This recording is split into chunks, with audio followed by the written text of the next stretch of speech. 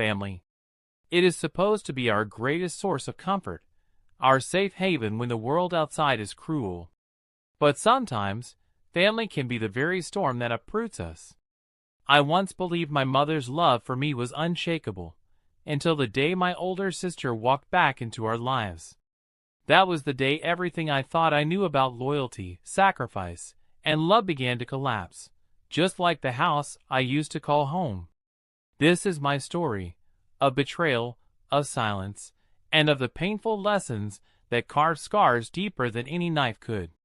I grew up in a small town in eastern Africa, in a compound house painted cream, with rust-red roofs and bougainvillea flowers spilling across the fence. It was a modest home, nothing luxurious, but it was the place where my dreams were born. My mother, Ruth, raised me single-handedly after my father left when I was just 5 years old. She always said I was her pride, her reason to wake up every morning. My older sister, Miriam, had left us when I was only 12.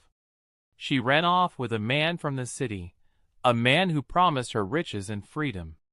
I still remember the night she left, the creaking gate, my mother's cries echoing down the dusty street, neighbors whispering. Miriam never looked back. For years, my mother carried the shame of a daughter who abandoned her family for fast life. I, on the other hand, stayed. I studied hard, worked in the market to support my mother, and tried to fill the emptiness Miriam left behind. By 19, I had become more like my mother's partner than her daughter. We cooked together, prayed together, and even joked about how we didn't need anyone else. But life has a way of mocking the peace you cling to. It was a hot afternoon in July when I came back from the market carrying bags of tomatoes and onions. I heard voices inside the house. My heart skipped a beat when I recognized the laughter. Miriam. She was back. I pushed open the wooden door, and there she was, sitting on the couch, her nails painted glossy red, her hair braided in expensive Ghanaian lines, her perfume heavy in the air. She looked older, sharper, but still carried that arrogant smirk I remembered. My mother sat beside her, tears streaming down her face, clutching Miriam's hands as though she had returned from the grave. "Grace!" my mother exclaimed when she saw me, her face lighting up. "Your sister has come home!" I froze, the onions slipping from my grip. "After all these years?" Miriam's smile widened. "Hello, little sister. Did you miss me?" The air felt heavy. My throat tightened. Memories of her betrayal, of my mother weeping night after night, flooded back. I nodded stiffly and mumbled, "Welcome back." But inside, I felt an unease I couldn't shake. That evening, as we ate ugali and sukuma, Miriam told us her story. Her city husband had thrown her out after squandering her youth. She had no job, no money, nowhere to go. She said she had returned for family support. My mother's face glowed with forgiveness. "This is your home, my daughter. You will never suffer while I am alive." But her words pierced me. I had been the one staying, the one sacrificing, the one holding everything together. Yet, with one tearful confession, Miriam was welcomed back like a prodigal queen. Days passed, and the change became undeniable. My mother's affection shifted. She started cooking Miriam's favorite meals, giving her my room while I slept on a thin mattress in the corridor.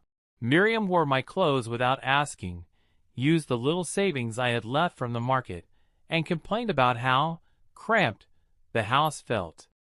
I tried to speak to my mother one evening. "Mama, this isn't fair. I've been here for you all these years. Why does Miriam get everything so easily?"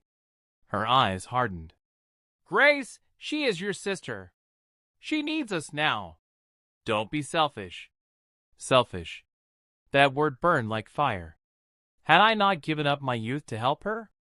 Did I not endure insults from relatives who said we would never survive without a man?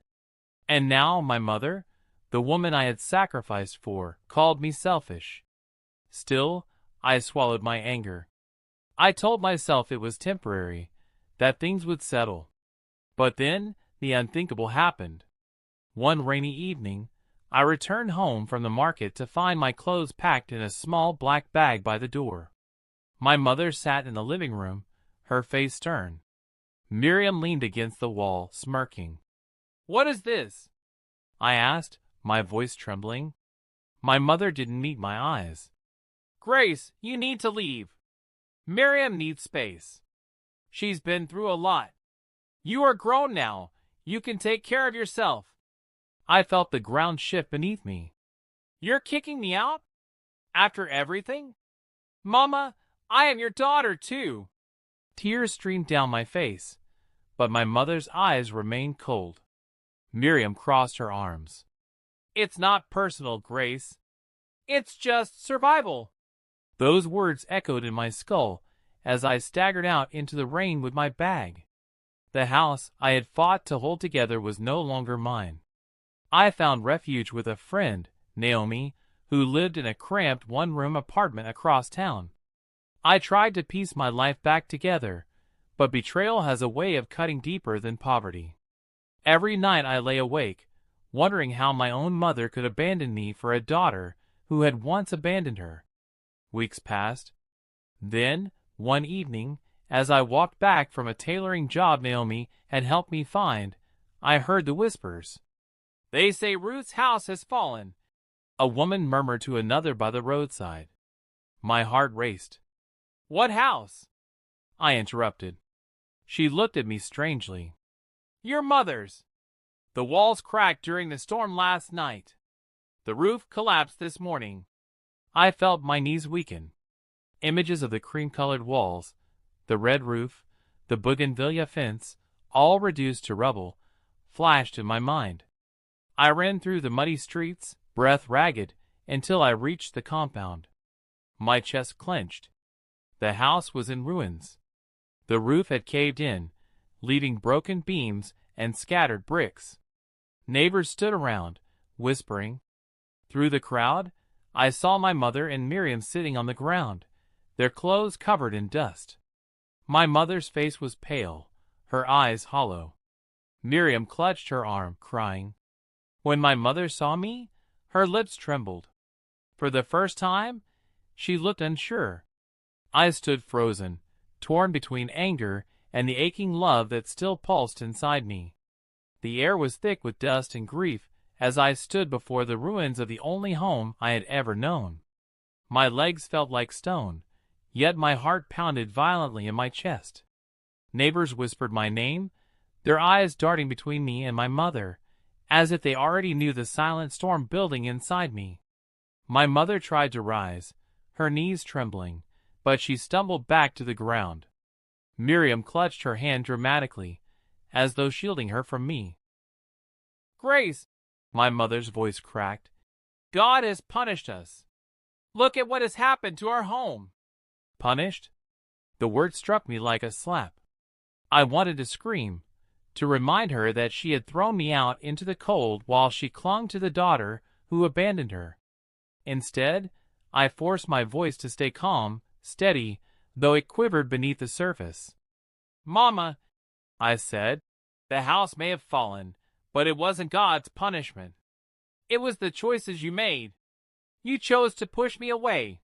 Her eyes filled with tears, but she stayed silent. Miriam, however, was not. "Oh, don't start, Grace," she sneered, brushing dust from her hair. "What would you know? You were never the one men wanted. You were never the one who had to fight for survival in this city. Stop acting like a saint." Her words sliced into me, but this time, something inside me refused to bleed. I took a deep breath. "I stayed when you left. I worked when you chased dreams. I held Mama together when she cried herself to sleep. And yet, she cast me out for you. Tell me, Miriam, what have you brought except more sorrow?" The crowd hushed, the neighbors staring with wide eyes. My mother covered her face with her hands, sobbing silently. For the first time, I saw Miriam falter. Her smirk faded, replaced by a flicker of shame she couldn't hide. The local chief arrived, his cane tapping the ground as he assessed the ruins. "Ruth," he said sternly, "your roof fell because the walls were weakened. I warned you to repair this house long ago, but you ignored it." My mother lowered her head. I realized then, it wasn't just betrayal or favoritism that broke our family. It was blindness. My mother's refusal to see truth, to hear reason, had led to this moment. As night fell, neighbors offered space for my mother and Miriam to sleep. Some glanced at me, whispering if I would take them in. The question twisted my heart. Part of me longed to walk away, to let them taste the abandonment I had felt. But another part remembered every night I prayed for my mother, every moment I still wished to protect her. I turned to Naomi, who had quietly followed me. She touched my arm. "Grace, you don't owe them anything. But sometimes forgiveness is heavier than revenge. Choose wisely." I closed my eyes, the weight of my choice pressing down on me. That night, I stood before my mother and sister once more.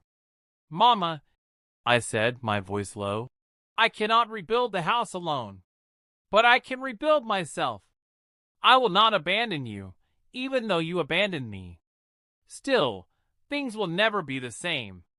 She wept harder, trying to reach for my hand, but I stepped back.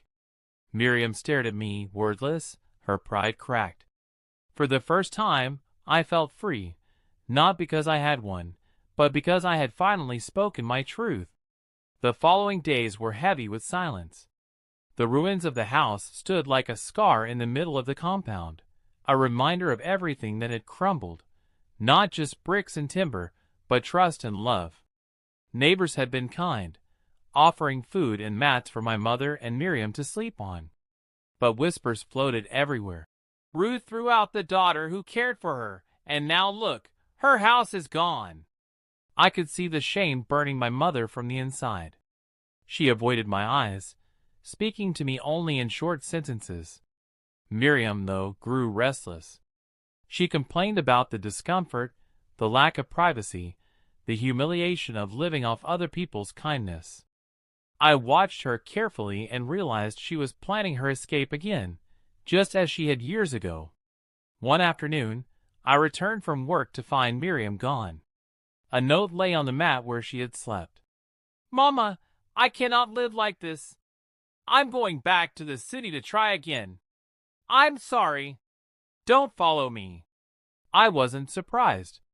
Miriam was always chasing shadows. What hurt me wasn't her leaving. It was knowing my mother would break all over again. That evening, I found Mama sitting alone by the ruins of our home, staring at the collapsed roof as though it held answers. Her face was thin, her hair streaked with gray I hadn't noticed before. She didn't look like the strong woman I grew up with. She looked fragile, almost defeated. I sat beside her, and for a long time neither of us spoke. The chirping of crickets filled the silence, broken only by the rustle of the wind through the bougainvillea leaves that had somehow survived the storm. Finally she whispered, "Grace, I was wrong." Her words trembled in the night air. My throat tightened. "I thought bringing Miriam back would heal me," she continued. "I thought if I forgave her, God would bless us. But instead, I turned against the one who truly stood by me. You? I drove you away. And now this." She gestured toward the ruins. Tears spilled down her cheeks. "This house was built on your sacrifices, Grace, not hers. Yet I forgot." Hearing her admit the truth was like balm to my wounded heart, but it was also painful. I had longed for these words, but they came too late, after so much damage. I held her hand gently. "Mama, forgiveness is not wrong, but blindness is. You closed your eyes to who I was and opened them only for Miriam.